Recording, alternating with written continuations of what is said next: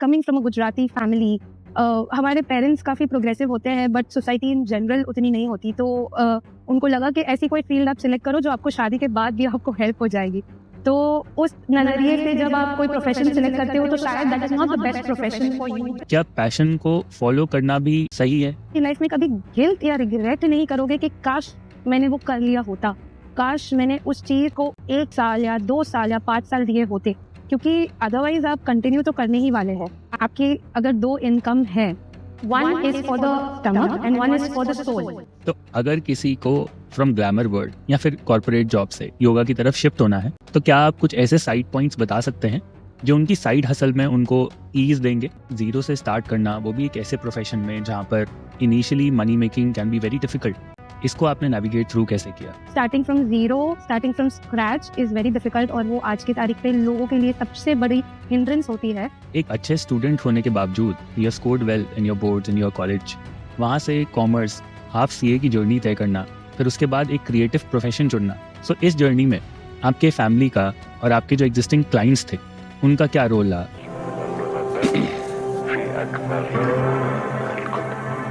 Academics, फिर उसके बाद आपका hair styling, makeup, fashion industry and then yoga, इन 3 फील्ड्स को एक्सप्लोर करने के बाद did you find any similarities between these professions? That internal passion, the passion to want to know more, the passion to get up and pursue it every day, and come what may, you will do it, be it 2 o'clock in the wee hours, at 12 in the afternoon, or at 5 in the morning, or 11 at the night. आप कोई भी time पर अगर आप वो चीज करने में थकते नहीं है, सेकंड गेस नहीं करते हैं, क्योंकि एकेडमिक्स भी ऐसी चीज थी, जब हम सीए पढ़ते थे तो हम एक तो 10-10 घंटे दिन के कोचिंग में देते थे, उसके बाद जब एग्जाम्स आती थी तो 16-16 घंटे हमें पढ़ाई भी करनी पड़ती थी throughout the week, not any day off. तो you have to be present at that moment. And जब मैं अपने मेकअप एंड हेयर स्टाइलिंग में आई, तो अगेन आप कभी कभी सोते नहीं हो, आपको खाना नहीं मिलता, टू द पॉइंट कि आपको कभी कभी क्लाइंट्स पानी तक नहीं पूछते, फिर भी आप 10-10 घंटे आप खड़े रहते हो और आप उस चीज को डिलीवर करते हो जो आप प्रॉमिस करते हो। And at the same time when I talk of yoga, आप एक डिसिप्लिन लाइफ जब जीते हो तो वो भी इजी नहीं होता है। So at every stage I felt the passion, that curiosity to keep learning. हम गुजराती में एक वर्ड होती है धगस, कि हमें कुछ करना है, इंटरनल एक फायर होती है। तो उस चीज को जब आपके अंदर होती है, आई थिंक वो सबसे बड़ी सिमिलैरिटी है। आई थिंक एक बहुत ही रेलेवेंट पॉइंट है यहाँ से कि पैशन इज द की, जो आपकी अंदर की जो एक फायर होती है उसको इग्नाइट कर देती है वो, क्योंकि हर प्रोफेशन में उसके कुछ अपने प्रोज एंड कॉन्स हैं, हर प्रोफेशन में एक डिफिकल्टीज हैं। फॉर एग्जाम्पल योगा में एक बहुत पॉपुलर वर्ड हम लोग यूज करते हैं, ब्रह्म मुहूर्त में उठना। हो सकता है एक इंसान के लिए सुबह 3:30-4 बजे उठना एक बहुत ही डॉन्टिंग टास्क हो, वेयर बहुत सारे जो योगा प्रैक्टिशनर्स हैं वो ये चीज़ खुशी खुशी करते हैं। सेम वे जो सीए की तैयारी कर रहे हैं, हो सकता है उनके लिए रात रात भर पढ़ना मे बी वेरी एक्साइटिंग, हो सकता है कुछ लोगों के लिए it must be a very daunting task. So Priyal, तो आप नेविगेट कर पाए, मैं ऑलरेडी हाफ वे आ चुकी हूँ एक प्रोफेशन के, और वहाँ से एक डिसीजन लेना कि no this is not right for me, specially हमारी सोसाइटी में जहाँ पर कन्वेंशनल पाथ्स को बहुत ज़्यादा प्रमोट किया जाता है कि आप सीए कर लीजिए, आप इंजीनियर बन जाइए, डॉक्टर बन जाइए, लॉयर बन जाइए। वहाँ से बाहर आना और अपनी सुनना, हो सकता है उसमें आपको काफ़ी वक्त लग गया हो, लेकिन ये वीडियो जो बच्चे देख रहे हैं या फिर अपना डिसीजन बनाना चाहते हैं, वो एक इन्फॉर्म डिसीजन कैसे ले सकते हैं इस प्रोफेशन में? I am not feeling that passion, क्या पैशन को फॉलो करना भी सही है? आजकल जो ओनर्स है, अगर हम उनकी बातें सुने न्यूज में जो आते हैं, वो तो चाहते ही नहीं है कि हम अपना पैशन फॉलो करें। इसका आंसर सिर्फ आप खुद दे सकते हैं कि आप लाइफ में कितनी मेहनत करना चाहते हैं और किस डायरेक्शन में करना चाहते हैं, क्योंकि आपके पास समय उतना ही है, एनर्जी भी उतनी ही है। क्या आपका पैशन उतना स्ट्रांग है कि आप at any cost, come what may, you will be there? I think ये बहुत रेलेवेंट भी है, बिकॉज आप जब कुछ चीज़ करते हो तभी आपको ग्राउंड रियलिटी में पता भी लगता है कि आप उस चीज़ के बारे में पैशनेट हो भी कि नहीं। So instead of just thinking in your head कि क्या ये मेरा पैशन है, क्या मुझे ये फॉलो करना चाहिए कि नहीं करना चाहिए, please correct me if I am wrong, I think one should just start. और with the advent of now technology, for example अगर कोई सीए की तैयारी कर रहे हैं बट उनको लगता है कि उनका पैशन योगा में है, so they can start delivering classes at the convenience of their home just by giving half an hour. And उसको करते करते उन्हें साथ में ये भी पता लग जाएगा कि वो इस चीज़ के लिए पैशनेट हैं भी कि नहीं हैं, तो they can go full out with that career option. Very rightly said again. There is a term called as opportunity cost.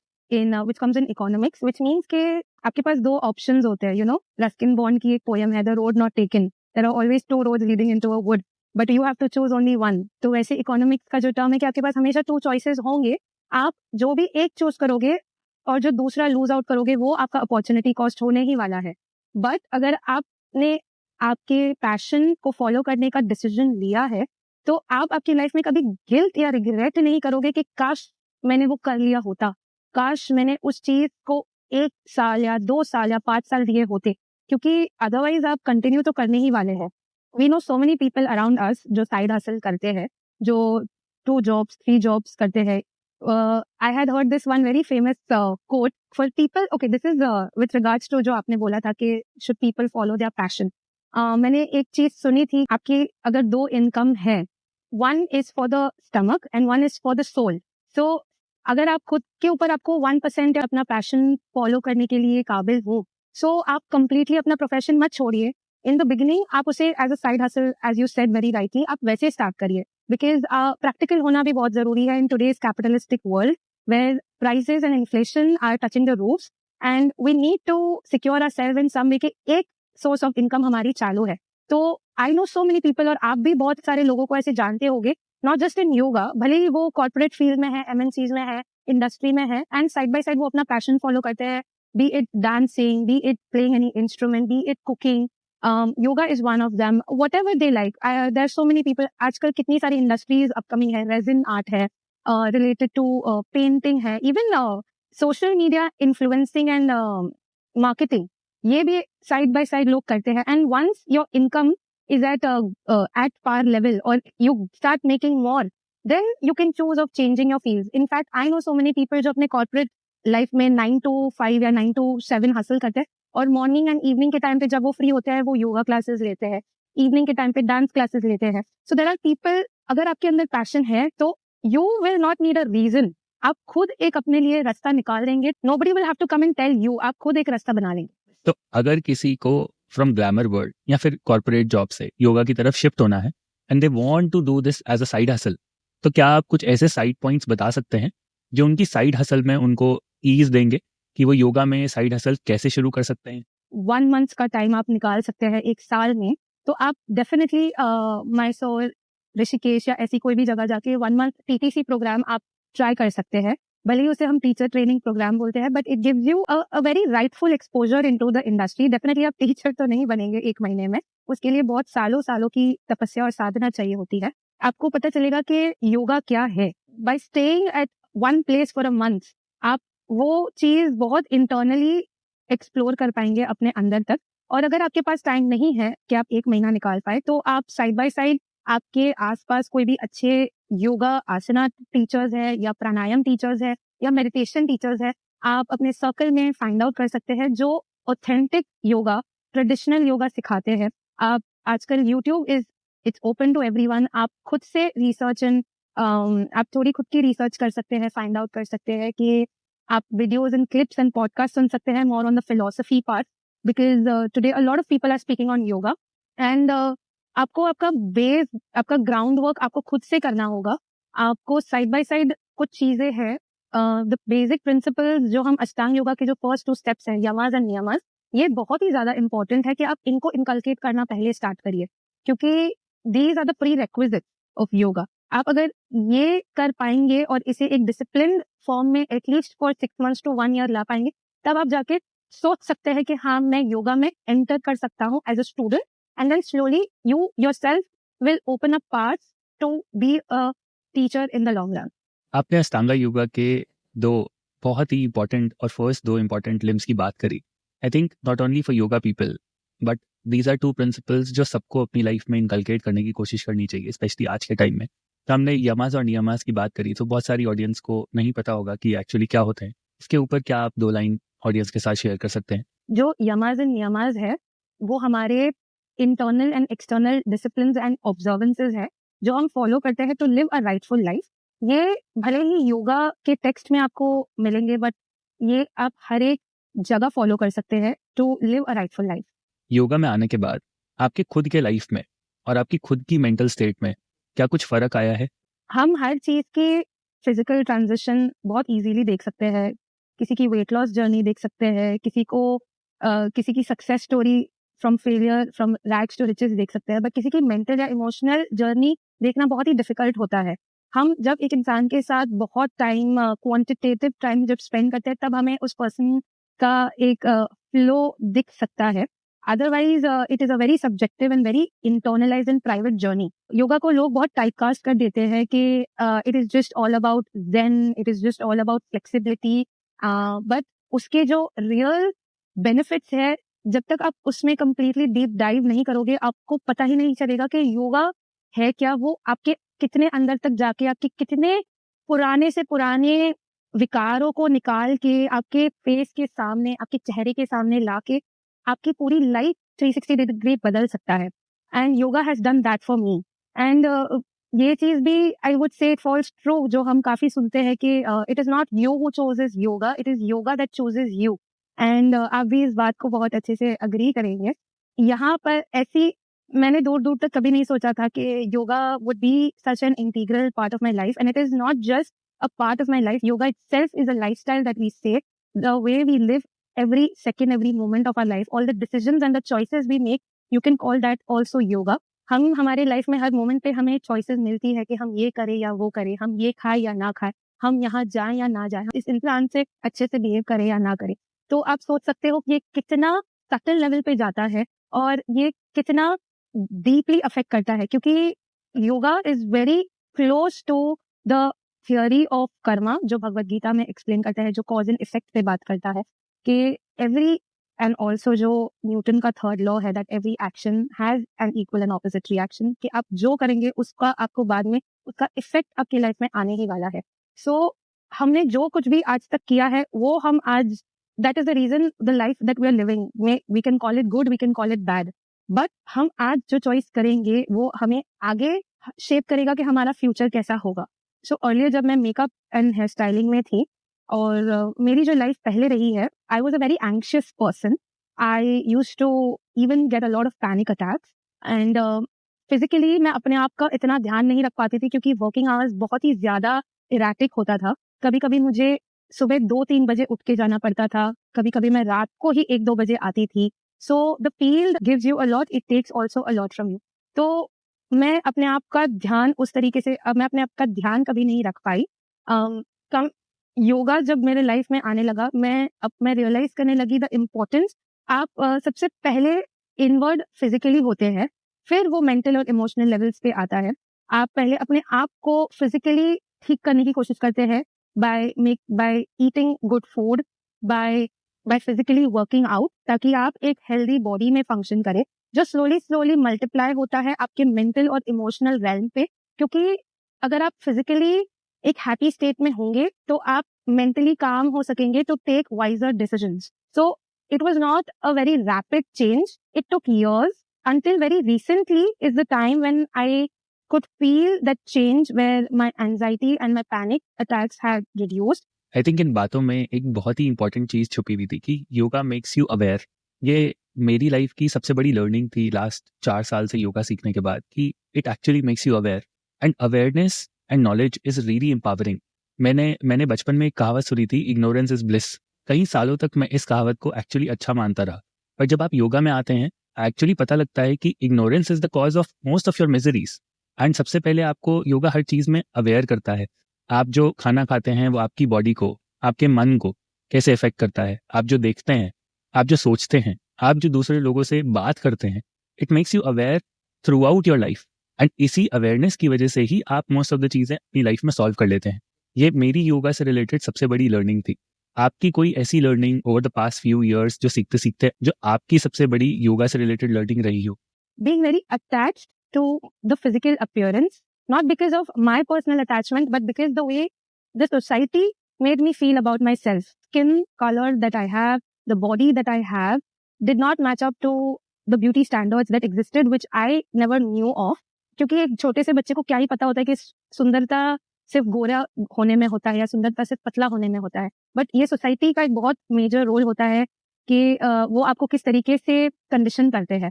20 years of my life, the society made sure that I criticize myself of who I am, to be so consumed in the physicality that हम हमारा mental work और spiritual work तो side पे ही छोड़ देते हैं, जो society actually जिसे ऑपोजिट करना चाहिए. Sadly the family that I was surrounded by also added to that. So it took me until the last 2 years where Rishikesh played a very important role, and the people that I met in Rishikesh played a very important role for me to realize the meaning of true beauty. And yoga made me realize how to detach. The detachment was a very important role along with the awareness that physicality doesn't really play a major role. Yoga Sutras के 2 important जो words है वो है अभ्यास और वैराग्य. Abhyas is the constant work, the constant effort that you put for the study, not just for the theoretical, but the practical study that you put in, along with vairagya, which is detachment. ये बहुत ही 2 simple words है, but इसे जब हम हमारे personal life में implement करना start करते हैं, तो हमें realize होता है कि detachment हमें कितने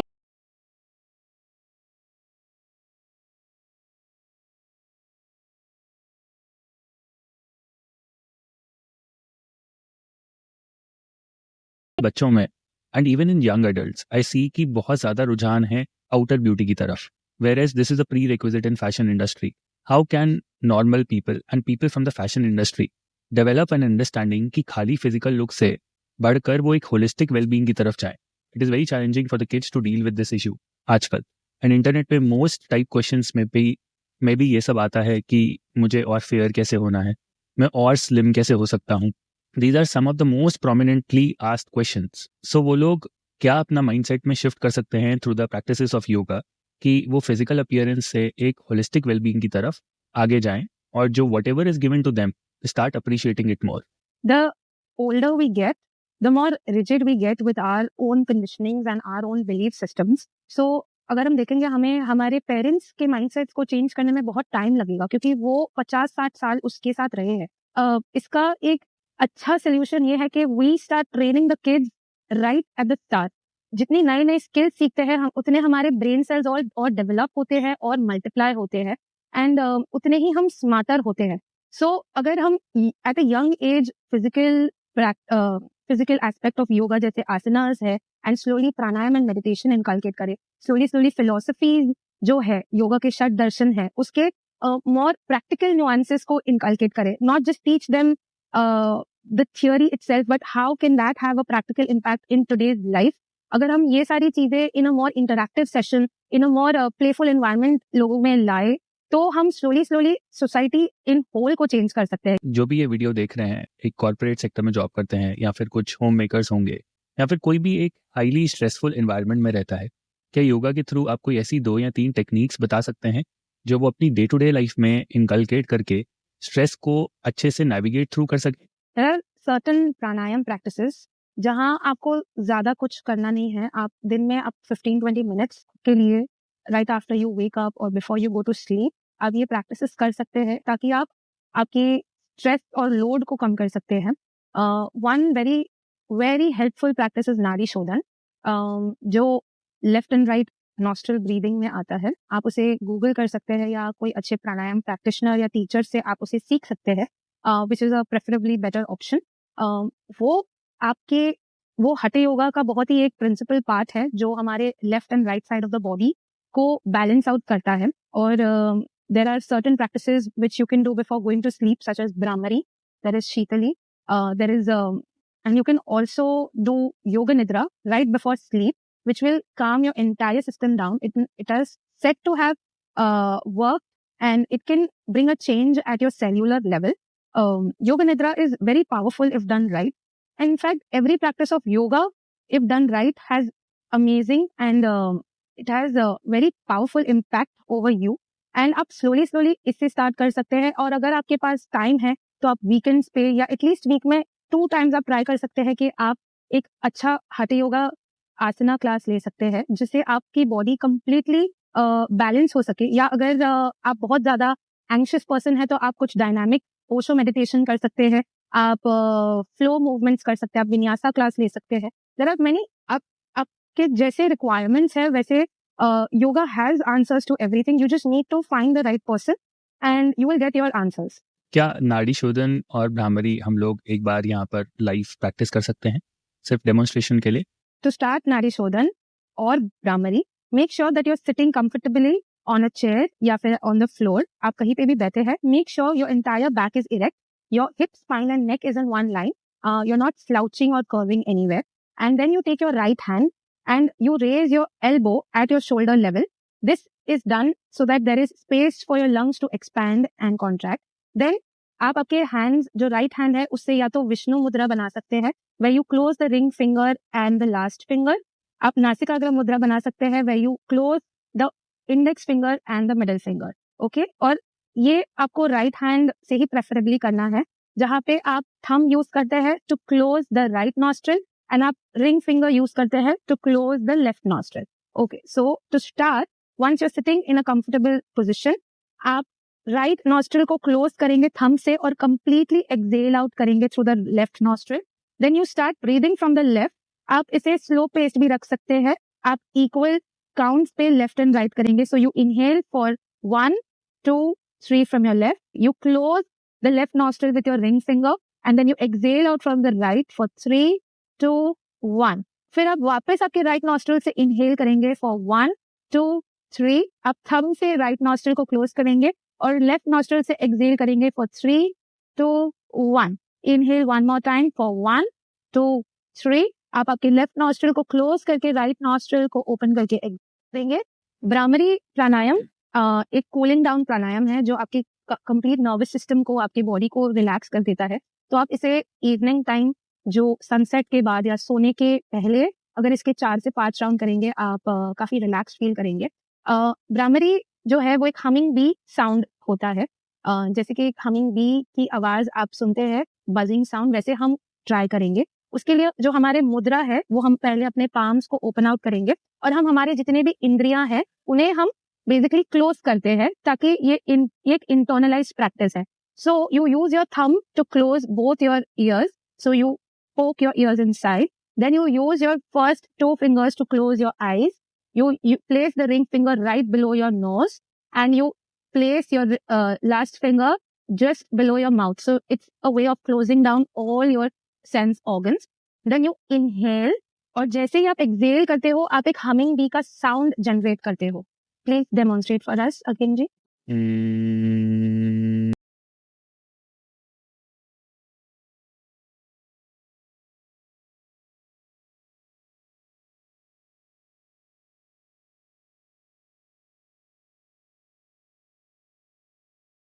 तो thank you for showing these practices. I think ये ऐसी प्रैक्टिसेस हैं जो इंसान कहीं पे भी बैठा हुआ कर सकता है and they really work for stress management. But Priyal, मेरा आपसे एक आखिरी सवाल ये है कि बहुत सारे लोगों के पास ऋषिकेश जाकर या मैसूर जाकर 1 महीना सीखने का टाइम नहीं होगा, even though they want to. तो क्या घर पे बैठे बैठे कोई ऐसी ऑथेंटिक 2 बुक्स आप बता सकते हैं जो इजी टू अंडरस्टैंड हो और वो लोग घर पे बैठे बैठे कुछ बेसिक्स ऑफ योगा उसके बारे में सीख पाए? Some famous ones are asana, pranayam, bandhan, mudra. Even the Hatha Yoga Pradipika is a good one, but वो थोड़ा सा एडवांस इंटरमीडिएट लेवल पे है. और जो एक दूसरी किताब है जो BKS आयंगर ने लिखी है वो लाइट ऑन योगा है. वो ये कुछ किताबें हैं जो होली ग्रेल मानी जाती है, जो एज अ बिगिनर हर एक योगा स्टूडेंट इसे गो थ्रू करता है to understand the basic technicalities and also how to slowly connect deeper into the practice of yoga. I think आज ये वीडियो देख के बहुत सारे लोगों को एक इंकरेजमेंट मिलेगी कि वो अपने पैशन को कैसे फॉलो कर सकते हैं अपनी मोनोटोनस जॉब्स के साथ भी, और कैसे वो योगा का फ़ायदा उठा सकते हैं अगर वो डे टू डे इंसान भी हैं. आई थिंक आज के टाइम में yoga is become a mandatory thing कि बेसिक्स अगर आपको योगा के आते हैं तो your life becomes very easy to navigate through. Thank you for sharing all the points. Thank you for giving us time and we will see you soon. Thank you Priyal. Thank you. The pleasure was all mine.